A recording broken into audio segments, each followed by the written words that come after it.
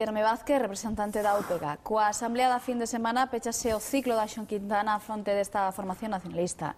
Dende dentro a mensaxe é de cohesión e dende fora xa comezaron as críticas de división. O obxectivo é claro, afastar o Partido Popular do poder dentro de 4 anos e polo medio unhas municipais que comezarán a marcar o camiño. Guillerme Vázquez, noraboa e moi bons días. Bons días. E se me permite unha primeira precisión, eu non son o candidato da UPega. En este momento son portavoz do Bloque Nacionalista Galego e durante o debate asambleario eu representaba unha corrente opinión que era alternativa pola unidade. Pois feita esta aclaración, comezamos a entrevista. Sae o bloque máis unido desta asamblea? Pois como en todos os procesos asamblearios, efectivamente na práctica acabamos de visualizar onte mesmo que a primeira reunión da Executiva saímos como non pode ser de outra maneira unidos. Eu xa sei que, en fin, constantemente, e non é a primeira vez, desde fora do BNG sempre se aventura a explosión do noso grupo político porque nela hai un debate interno pois sempre moi vivo, moi rico, moi dinámico, etc. Pero creo que obviamente iba a ser así e así é. Naturalmente, a partir dese debate asambleario que se pechou o día 10 de maio, saímos todos traballando no BNG. Vostede antes desta asamblea era o único dos candidatos que ofrecía pactos ás outras candidaturas, tanto Aymerich como Beiras en principio recitaban eses pactos.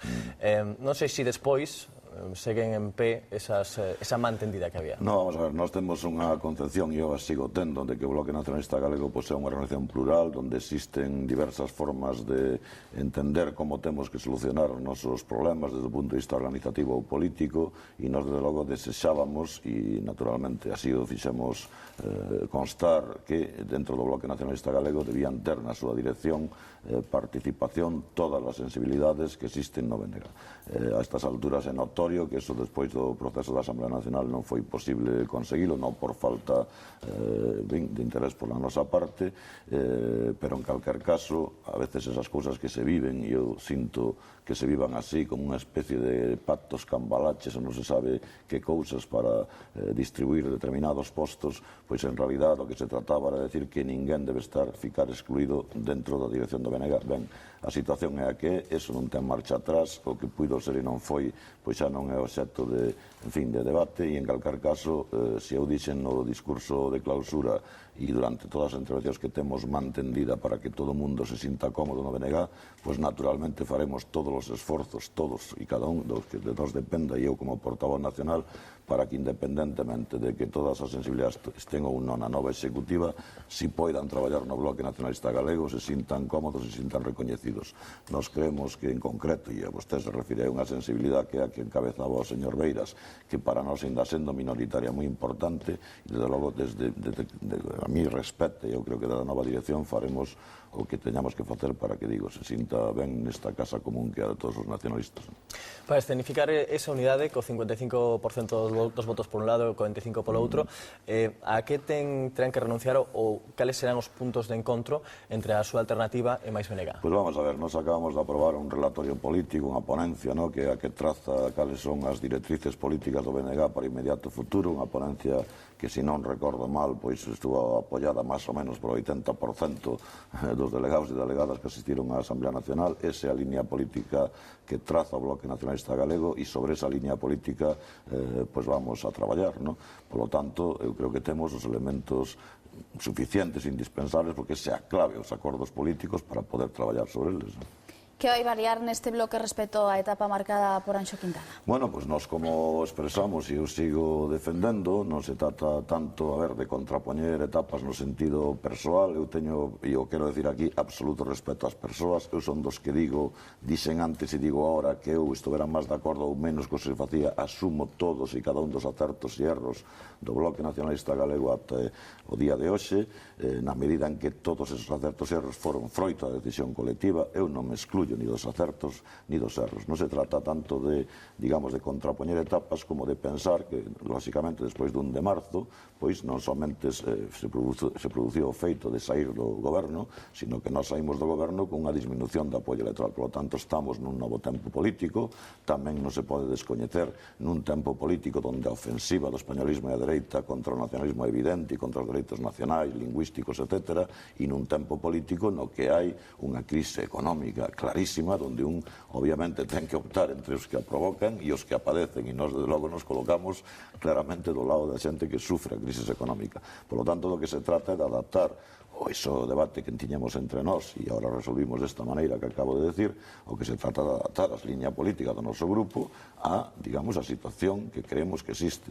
Para poder acertar, non somos do que queremos que hai que facer un bo diagnóstico da situación política para, efectivamente, traballar nela e transformala nun sentido positivo. Nós, naturalmente, non renunciamos, como é lógico e evidente, a ser a alternativa ao Partido Popular, sabendo, naturalmente, con toda humildade, que somos a terceira forza política, sin desconocer naturalmente eso, pero aspiramos a ser alternativa, e para aspirar a ser alternativa tenemos que acertar que a mensaxe social, recuperar apoio, en fin, ciudadano e, polo tanto, tamén apoio electoral, e de eso se trata exclusivamente. Non sei cantas veces lle preguntei onte pola función de Carlos Aymerich no partido. Era tan grave esa dúbida dentro do partido como parecía que era fora? No, pero vamos a ver, eu creo que, partindo da base de que ese debate se pechou e de que era tan lexítimo plantexar o que nos plantexábamos, en fin, de un portavoz nacional en exclusiva e exclusivamente tamén, repetindo a mesma palabra, porque creemos que as tarefas que hai que facer dentro do BNG e as que nos temos que facer de pisar, en fin, ciudadanía, no sentido de estar cos movimentos sociales, estar a pé de rúa, etc., son tan importantes. E a súa vez é tan importante o traballo parlamentario que hai que facer, bueno, pues para cumplir precisamente con esa función da alternativa, que nós non víamos estas dúas funcións como contrapostas, ao contrario, as vemos como sinérxicas, de aproveitar efectivamente todas as potencialidades. E, bueno, o compañeiro Carlos o planteaba de outra maneira, pero ese debate está pechado. A partir de agora, pois efectivamente o que vamos a facer, e vai a ser así, verán ustedes como será así, pois vamos a facer naturalmente coordinado, con unha cuestión ben clara, que eso sí que temos todos o acordo sobre eso, que logo como en calquer outro grupo político, pois a dirección do BNG dirixe todas as políticas, incluídas a parlamentaria, o cual vai permitir unha perfecta coordinación de actuacións, etc. Nos creemos que ese debate pasou, no sentido de que cada un efectivamente expresou lógicamente o que creía como o mellor modelo. Pero eso xa está pechado. A partir de agora, pois traballaremos conjuntamente como non pode ser de outra forma. Dentro do Partido Popular aseguran que saiu elexida a directiva máis radical dentro do bloque nacionalista galego. Bueno, eu xa dixen onte e repito hoxe que efectivamente o Partido Popular casi sempre nos honra cas súas análisis finas. No tema do BNG, saíra quen saíra o Partido Popular, o único que sempre foi capaz de decir de nós é que éramos moi radicais, a ver como ese espantallo, efectivamente, que a ver si afasta a sociedade do que nós propoñemos. Bueno, só lle falta decir aquilo que o nacionalismo é malo per se, por nacimento, que o dirán tamén. Bueno, nós acabamos de sacar esa línea, xa digo, ese acordo, ese texto político. A radicalidade, se o quere entender o Partido Popular como que vamos a defender efectivamente radicalmente os dereitos e os intereses en fin, do que nós creemos que hai que defender, pois será así, naturalmente, pero en calquer caso, a radical, francamente, non sei quen, en fin, pode autoetiquetarse desa maneira. De logo, se hai tamén un Partido Popular efectivamente radicalizado nas súas posicións, por moito que trate de dar unha apariencia de non se sabe que centrismo progresista que decía o señor Aznar no seu día, pois tamén é este, e basta ver a radicalidade en contra da lingua galega e outras cousas que as iremos vendo pouco a pouco. Haberá revisión de pactos nos concellos se o Partido Socialista se afasta tamén do bloque nacionalista galego, como parece que así o estaba facendo Manuel Vázquez nas últimas declaracións? Bueno, pero vamos a ver, eu non ainda, en fin, eu xa sei que estas cousas do punto de vista xornalístico teñen o seu interés, pero ainda non vin ningunha proposta por parte do Partido Socialista de ningunha revisión concreta, ningún pacto. Eu, desde logo, ni percibín, desde logo, dos contactos que tuve ca dirección, en fin, breves, ca dirección do partido. Manuel Vázquez dixo que non era nacionalista, que era socialista, e que non vía con malos ollos un goberno en minoría nas medidas eleccións, afastándose. Pero iso é unha decisión que, efectivamente, lle corresponde ao Partido Socialista e, obviamente, está falando seguro dunhas vindeiras eleccións. Si, efectivamente, en algún momento temos que falar de revisión de pactos, pois sin problemas o faremos, pero eu non o non teño no horizonte, non? A mí, de todas maneiras, o que sí me parece que calquer grupo político, e iso é lógica política pura, non? Aspira, pois, efectivamente, a gobernar, a poderse a gobernar con maioría absoluta, todos aspiramos a eso, digamos o que digamos, e en calquer caso, o que sí coincido, vou a coincidir en unha cousa co señor Pachi Vázquez, por certo, un apelido efectivamente igual ao meu, pois en que somos forzas políticas diferentes, efectivamente, e nós faremos tamén a nosa propia estrategia política, como é lógico e como é natural, e logo, chegado o momento, efectivamente, post-electoral, pois aí falaremos do que haya que falar, si se quere falar, porque, efectivamente, como vostede sabe, pois, en fin, dous non falan se un non quere, non? Pero, bueno, eu creo que eso non se debe tomar desde o punto de vista de que non se sabe que alianzas non se van a poder facer no futuro. Usted deixa andar, en fin, as cousas, en fin, sempre acaban chegando a un punto de sensatez. Ahora eu sí que, como Bloque Nacionalista Galego, que sí vamos a facer é naturalmente a nosa política, naturalmente aspiramos a ser alternativa ao Partido Popular e o faremos claramente desde os elementos moitas veces seguro que comuns e outras veces pois moi diferenciadores, que significa ser dúas forzas diferentes, e iso é lógica absoluta, non? Este domingo celebramos o Día das Letras Galegas e esta fin de semana vai haber unha manifestación en defensa da lingua galega. Van a acudir? Home, naturalmente, non só vamos a acudir, sino que a vamos a apoiar, vamos con auténtica decisión, non?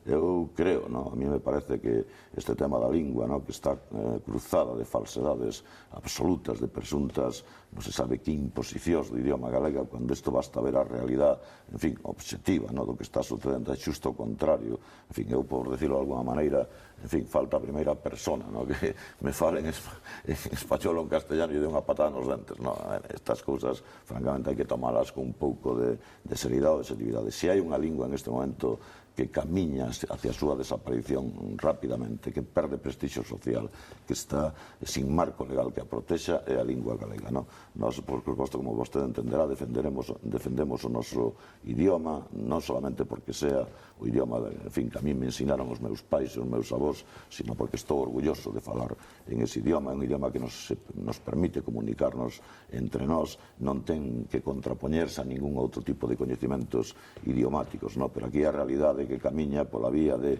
baixo unha presunta defensa do idioma galego, pois acabar minorizando a total extremo que desapareza na práctica. Ben, polo tanto, nós creemos que eso non é por onde ten que camiñar a nosa sociedade, se quer estar orgullosa do que é, de ser o que somos, en contraposición, por certo, con ninguén.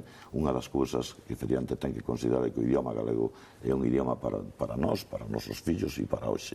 Por certo, seguindo exemplos de outros moitos povos do Estado español e do mundo, que sí, efectivamente, consideran que o seu idioma, a pesar de ser minoritario, é un idioma a considerar. E basta ver exemplos, en fin, en Europa ou en calquer lugar do mundo, porque cando aquí a mellor estamos falando, digo así desta maneira, de que hai que facer desaparecer na práctica o idioma galego, en Puerto Rico se está dicindo que hai que defender a pervivencia do español. É unha mágoa esgotarse o noso tempo e ainda quedaban temas pendentes. Guillerme Vázquez, voceiro nacional do Bloque Nacionalista Galego, moitas grazas por vir vos días. Gracias a vostedes e vos días.